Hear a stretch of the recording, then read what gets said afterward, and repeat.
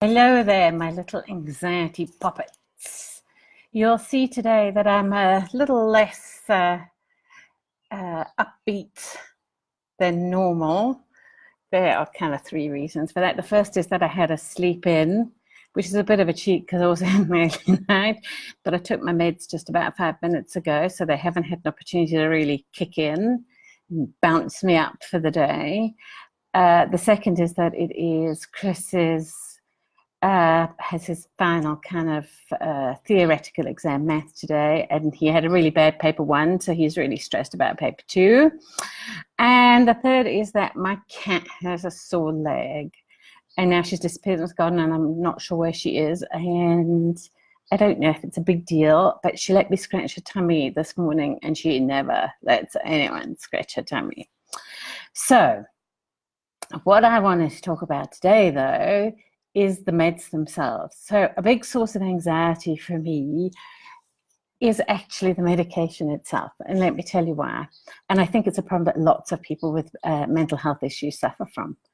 The problem is that the medication makes you feel better. And one of two things can happen. So one of the things I see often happen with people, particularly people who have things like bipolar and what have you, is that they feel better, so they stop taking the meds because they think they're cured. And sad story in our family is that my godmother and cousin Alison was one of those people. She had extreme bipolar and decided to come off her medications for a variety of reasons, but then eventually committed suicide. So always there's this kind of thing that it makes you feel better, but it's not a cure, it's a treatment, I guess. I guess that's the big deal about mental health, is that the medications are treatments, but they aren't cures.